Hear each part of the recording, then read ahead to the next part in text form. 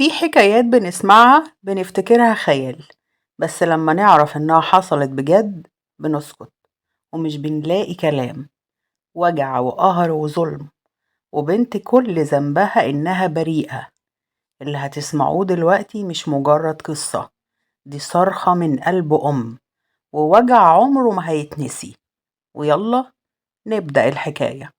في قرية صغيرة منسية على أطراف الدلتا، كانت هالة قاعدة على باب بيتها الطيني، ماسكة في إيديها كوباية شاي بايت من الصبح، وبصة لبناتها اللي بيلعبوا في التراب قدامها.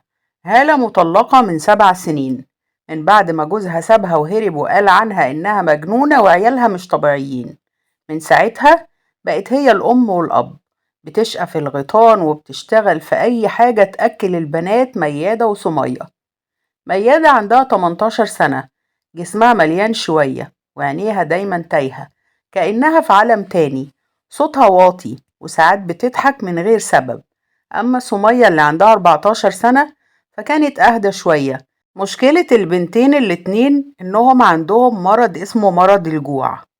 الدكاترة قالوا لهالة إن ده مرض نادر، المريض بيه بيبقى دايما جعان ومش بيميز الأكل، أي أكل يتحطله بياكله، وساعات بياكلوا طين أو تراب. لكن في القرية محدش كان فاهم الكلام ده، والناس كانت شايفة إن العيال ملبوسة أو معمول لهم عمل. في يوم من الأيام كانت هالة بتغسل هدومها على الترعة، وسمعت صوت بنتها سمية بتضحك لوحدها جوه البيت. جريت تشوفها، لقيت المنظر اللي عمرها ما كانت تتخيله. البنت قاعدة على الأرض قدامها البراز بتاع القطة اللي بتبقى ماشية في الشارع وتحود شوية تقعد عندهم وبعدين تمشي. هالة صرخت في البنت: بتعملي ايه يا سمية؟ ايه ده؟ جريت عليها وزقتها بعيد، والبنت خلاص كانت قربت تحطه في بقها. فضلت هالة تترعش وقلبها كان بينبض بسرعة جدا ووشها اصفر. يا ربي، يا ربي ليه كده بس؟ اللهم لا اعتراض، هو انا ناقصة؟ يا بنتي تاكلي وساخة القطط، حرام عليكي. البنت بصت لها ببراءة وقالت لها: كنت فاكراه اكل يا ماما، ريحته زي العيش المحروق. هالة سكتت مش عارفة ترد، ودموعها نزلت على خدها وهي بتبص لعيالها اللي القدر ظلمهم. رفعت راسها للسما وقالت وهي بتشهق: يا رب، يا رب ارحمني انا وولادي، خلينا نعيش بس من غير عيب الناس ولا وجع الجوع ده. ومن يومها هالة بقت تخاف تسيبهم لوحدهم، حتى وهي نايمة تبقى ودانها مفتوحة، خايفة يصحوا ياكلوا حاجة تانية من الأرض أو من الزبالة اللي ورا البيت. حياتهم كلها بقت حرب ضد الجوع، مش جوع الأكل لأ، جوع غريب ملوش آخر ولا شبع. النهار طلع بدري وهالة كانت صاحية قبل الكل، بتحضر الشاي على وابور الجاز الصغير، والبخار مالي المطبخ الطيني. بصت ناحية بنتها الكبيرة ميادة وهي لسه في السرير، شعرها مكركب ووشها بريء زي طفلة صغيرة رغم إنها داخلة على ال18 سنة. قربت منها وقالت لها بهدوء: يلا يا ميو، المدرسة هتضرب يا حبيبتي، الجرس هيرن يلا. البنت فتحت عينيها بنص وعي وقالت بصوت واطي: مش عايزة أروح يا ماما، البنات بيضحكوا عليا. آلة مسحت على شعرها وقالت لها: ما تزعليش يا حبيبتي، انتي أحسن منهم، ربنا مبتليكي، بس هيفتحها في وشك يوم من الأيام. نيادة كانت بتحب الأكل جدا، أي حاجة تاكلها حتى لو مش جعانة، بس هالة كانت بتحاول تسيطر على الموضوع ده بطريقتها، تقسم لها الأكل بمواعيد وتخليها تشرب مية كتير عشان تحس إنها شبعانة. كانت دايما تقول لها: اللي يقدر يمسك نفسه عن الجوع يقدر يمسك نفسه عن أي حاجة. في الأيام الأخيرة هالة بدأت تدي بنتها مسؤوليات صغيرة علشان تعتمد على نفسها، زي إنها مثلا تروح تشتري حاجات من السوق أو تجيب العيش من الفرن. كانت بتبصلها وهي خارجة وتقول لها: خلي بالك يا ميو، ما تاكليش حاجة من الأرض، ولو حد اداكي حاجة من غير ما تعرفيه اوعي تاخديها منه. وميادة كانت بتضحك وتقول لها: حاضر يا ماما، أنا كبرت خلاص. بس الحقيقة إن جوه ميادة في طفلة صغيرة لسه مش فاهمة الدنيا كويس، بتجري ورا اللي يضحك لها واللي يديها حتة أكل أو بسكوت. وفي يوم هالة واقفة على باب البيت شافت بنتها راجعة من الفرن شايلة كيس العيش وبتضحك لنفسها. قالت في نفسها وهي بتتنهد: يا رب البنت دي هتتأذي يوم من الأيام من طيبتها دي. كانت مطمنة إنها بتتعود تخرج لوحدها، وبتحس بفخر إنها بدأت تعتمد على نفسها شوية، بس ما كانتش تعرف إن الخطوة الصغيرة دي هي اللي هتفتح باب الكارثة عليها. قدام الفرن البلدي اللي في نص البلد كان فيه دايما راجل كبير في السن اسمه عم عبده.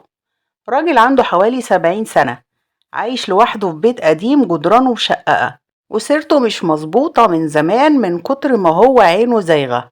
الراجل عوج، كلامه قليل وعينه زايغة، ولا حد بيحبه، بس برضه محدش بيقرب له.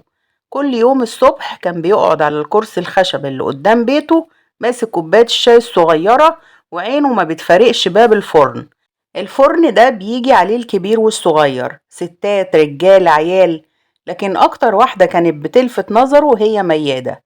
كانت بتيجي كل يوم بكيس صغير في إيديها، تقف في الطابور تستنى العيش يطلع، والناس هناك كانوا مسميينها البركة. وفي مرة وهو قاعد بيبص، لاحظها وهي قاعدة تاكل من كيسها بسرعة كأنها جعانة من سنين. ابتسم ابتسامة باهتة وقال لنفسه بصوت واطي: دي شكلها بتحب الأكل قوي. اليوم اللي بعده لما شافها تاني نادى عليها أول ما شافها طالعة من الفرن، قال لها بصوت واطي بس في نغمة غريبة: يا بت، تعالي خدي حتة كحك سخنة. بصيت له ميادة باستغراب، بس أول ما شمت ريحة الأكل وشافت الكحكة في إيديه ابتسمت وقالت بخجل: دي ليا؟ قال لها آه طبعا، دي حتة كحك ليكي لوحدك. من اليوم ده بقت كل مرة تروح تجيب عيش تلاقيه مستنيها عند الباب، يمد ايده بحاجة حلوة أو أكل مطبوخ أو أي بسكوت، وفي كل مرة تقرب خطوة أكتر ويبقى فيه كلام أكتر، لحد ما بدأ يجرجرها ويشاور لها إن هي تدخله جوه البيت عشان تاخد منه الأكل. وفي دماغها البريئة كانت شايفة إن الراجل ده طيب وبيحب يديها أكل زي ما أمها بتعمل، لكن في عينه هو كان شايف فرصة، مش بنت بريئة ومريضة. وفي يوم ميادة كانت رايحة تجيب العيش زي كل مرة، شافت عم عبده قاعد في نفس المكان اللي بيقعد فيه كل مرة، بس المرة دي كان واقف مش قاعد.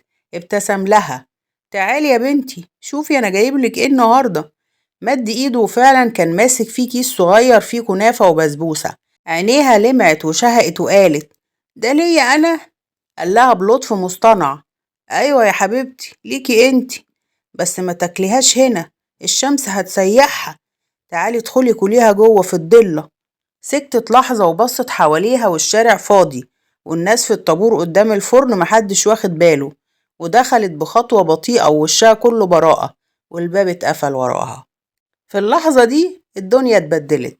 هي ما كانتش فاهمة ايه اللي بيحصل، ولا عارفة ليه بيقرب منها كده، ولا ليه بيشدها ناحيته، بس كانت حاسة بخوف غريب. كانت بتحاول تبعد وهو بيضحك ويقول لها: ما تخافيش يا بنتي، أنا مش هأذيكي، أنا هجيبلك حاجة حلوة. لكن بعد كام دقيقة البيت بقى ساكت، وسكوت غريب خيم على المكان. خرجت ميادة بعد شوية، شعرها متبهدل ووشها متغير، وكانت ماسكة كيس العيش في ايديها ودموعها ناشفة على خدها، بس في ايديها التانية كان كيس اللي فيه البسبوسة. رجعت البيت وهي ساكتة مش بتتكلم ولا حتى بترد على أمها. ومن اليوم ده كل مرة تروح تجيب فيه العيش يشاور لها من بعيد بالأكل عشان تدخله لحد جوه، ويحصل اللي بيحصل. الموضوع اتكرر مرة واتنين وتلاتة. وفي يوم وهي رايحة تجيب العيش دخلت له جارتهم أم نبيلة اللي جنب الفرن، كانت قاعدة في بلكونتها الصغيرة بتشرب شايها وبتبص من بعيد على الزحمة اللي بتخف شوية شوية. عينيها وقعت على ميادة وهي داخلة باب البيت بتاع عم عبده، نفس الراجل اللي الناس في البلد كلها بتخاف تتكلم عنه. قالت في سرها: يا ساتر يا رب، البت ميادة دخلت بيت الراجل ده ليه؟ قعدت تراقب دقيقة ورا التانية، والوقت عدى ومفيش حد خرج. وشها اتغير وقلبها بدأ يدق بسرعة، ونزلت من بيتها جري، راحت ناحيته وهي بتنادي على 2 من الرجالة: تعالوا بسرعة، البت دخلت جوه ولسه ما خرجتش لحد دلوقتي، أنا مش مطمنة. الرجالة بصوا لبعض، واحد قال للتاني: يا ست ده راجل كبير. ردت بعصبية: كبير؟ ده سمعته وحشة من زمان، قوموا معايا بدل ما تحصل مصيبة. وصلوا عند الباب وخبطوا ومفيش رد. خبطوا تاني ومفيش صوت. واحد من الرجالة قال: نكسر الباب بقى، يمكن حصلها حاجة جوه. فعلا كسروا الباب والدنيا اتجمدت. ميادة كانت جوه، وشها باين عليه الخضة والخوف، وهدومها مش على بعضها. قامت تجري ناحيتهم أول ما شافتهم وهي بتعيط بصوت عالي: سيبوني أروح لماما، عايزة أروح لماما. الرجالة وقفوا بين الراجل العجوز اللي كان بيترعش وبين البنت اللي نصها متغطي ونصها لأ. أم نبيلة حطت طرحتها عليها بسرعة وهي بتقول: استرها يا رب، دي عيلة غلبانة، حرام عليك. الناس اتجمدت والكلام انتشر في لحظة والبلد كلها بقت بتغلي. هالة جت تجري أول ما سمعت. شافت بنتها بالحالة دي صرخت صرخة وجعت السما. الشرطة جت وخدت البنت والراجل. ميادة كانت تايهة، مش فاهمة ايه اللي بيحصل، بس كانت ماسكة ايد امها جامد كأنها بتغرق وبتستغيث بيها. بعد ايام الطب الشرعي كشف الحقيقة اللي قلبت القضية كلها. البنت طلعت حامل، والخبر نزل على هالة زي السكينة. ما كانتش مصدقة. فضلت تقول بصوت مبحوح وهي في القسم: حامل؟ يا رب، ده حتى لسه طفلة، ده بنتي غلبانة ومسكينة ومريضة. ربنا ينتقم منك يا بعيد، ربنا ينتقم منك. والراجل اعترف جزئيا وقال إنها كانت راضية، لكن الشهود وكشف الطب الشرعي وكل حاجة كانت ضده. القضية اتأيدت رسمي، والنيابة بدأت التحقيقات، والبلد كلها بقت في صدمة. أما هالة بقت كل يوم تبص في وش بنتها وتعيط، مش عارفة تشفق عليها ولا على نفسها ولا على الحياة اللي ظلمتهم هما الاتنين. لو وصلتوا معانا لحد النقطة دي اكتبوا لنا ان انتوا من الأبطال، واكتبوا لنا رأيكم في التعليقات. يا ترى البنت دي مصيرها بعد كده هيكون ايه؟